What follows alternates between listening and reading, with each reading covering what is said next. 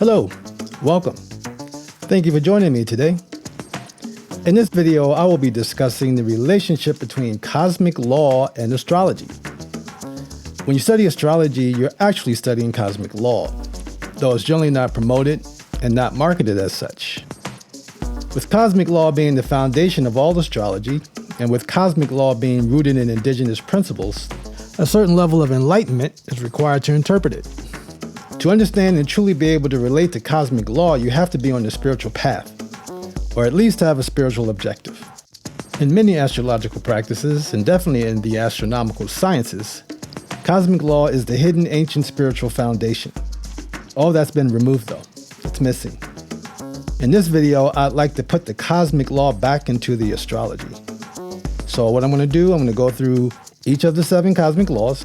I'm going to relate each one to astrology, the physical and spiritual realms. Sound like fun, kids? All right. First cosmic law of the universe is the principle of Ma'at, the universal power of Ma'at. Ma'at represents order.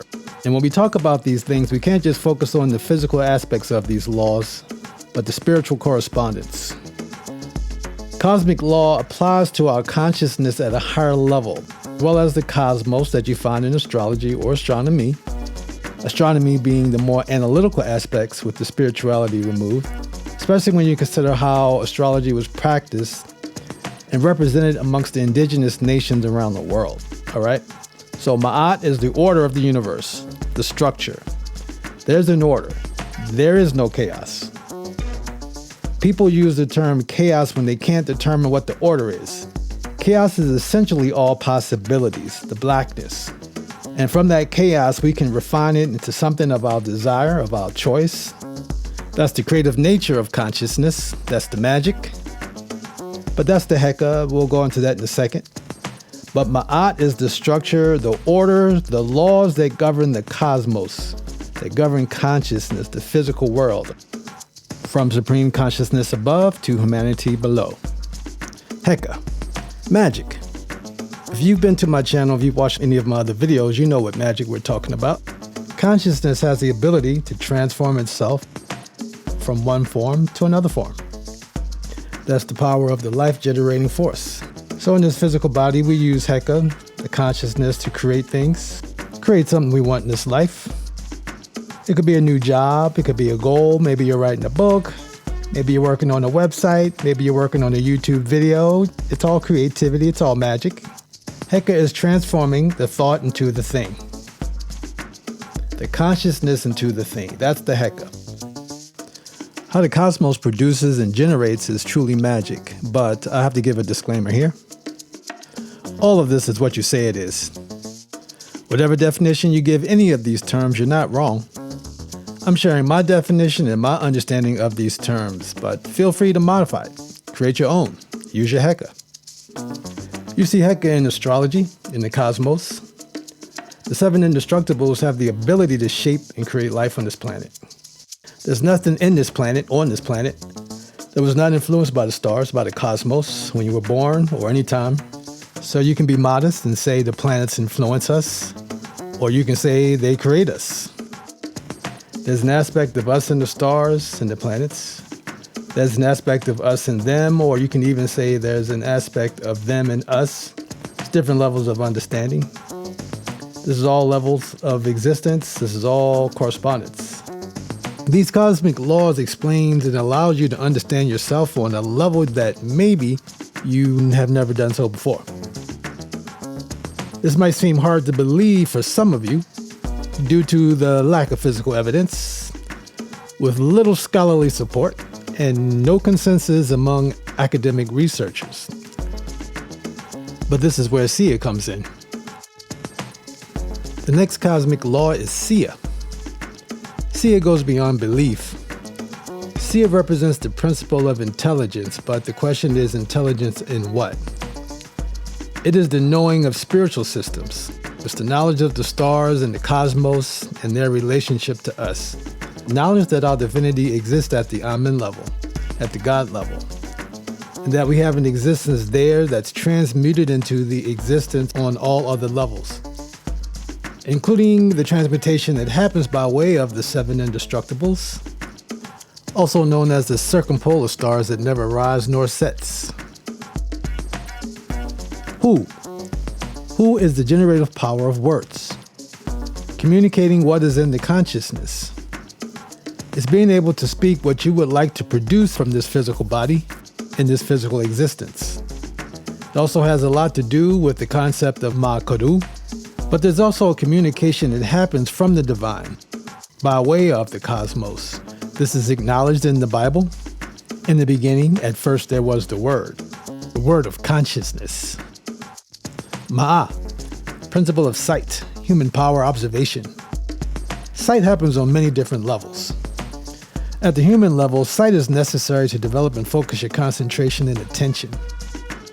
The law of correspondence says there are many levels and many layers of sight, with literal sight meaning you're only able to see at the physical level, at the primary level of sight, seeing based on physical appearances. With spiritual sight meaning being able to see beyond physical into the spiritual realms. Once you develop your ma'a, you become more and more in tune with your higher levels of sight and your higher levels of self. The cosmic entities also possess a type of sight. In the cosmic context, I would say it's more like seeing based on awareness, based on a vibrational presence, based on geometrical arrangements called transits that affect us here in this physical realm in dramatic ways, sometimes subtle ways. Sedjum, sound, human power, cognizance. Why is it when you look up cognizance in the dictionary, you don't find any relationship to sound? The ancients used sound in many different ways. One way they used it was to connect to the divine, to communicate with the divine. They believed sound could be used to tap into the spiritual realms, the world of chaos, all possibilities. But now we must separate sound vibration from electromagnetic frequency vibration. They're both vibration, but with sight, physical sight, we have a very limited ability to see, 380 to about 700 nanometers, very limited. And with sound, we also have a very limited ability to hear, 20 hertz to about 20,000 hertz for some of us. But we're not talking about physical vibration, we're not talking about physical sound. The law of correspondence tells us if there's hearing in this physical realm, there must be hearing in the spiritual realms. So we have an option. We can train ourselves. We can learn these cosmic laws, natural laws, so that we can take full control over our life, as opposed to being ruled by the seven indestructibles. In order to manifest in this world, in this physical world, as co-creators, the law of mind says all is mind. We have mind, they have mind, we can all communicate. The common concept that we are ruled by the planets is a result of lack of training, lack of education in the cosmic laws, lo sia, sa. What constitutes, what holds these things together? Sa in the spiritual realms corresponds to melanin. Melanin is a transducer on the physical level. You'll find melanin anywhere in the body where energy needs to be transformed from one form to another form. And by energy, I mean all energy.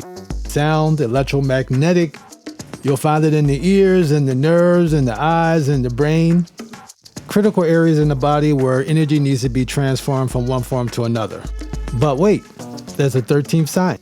This is the home of the melanin above, known as Mama Ta'urt. Ta'urt transmutates, converts cosmic energy into physical energy. She is the giver of life, the nurturer, as well as the protector of life. She is the North Star, the Pole Star. She is Made. She is Meru. She is Mount Meru. In Mayan astrology, she would be the center of the universe.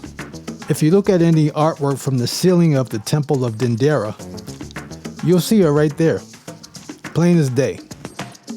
But the scholarly literature has no answer for her, especially considering that she's at the center of the zodiac. Now, you're going to have to go deep to find research on Mama Ta'urt. I'm mainly talking about her true powers, her true function, what this deity truly represents. Why is Ta'urt not talked about, and where can we get more information on her? I have my theories, but I'll leave it up to you all to put your theories in the comments. Please enlighten us all.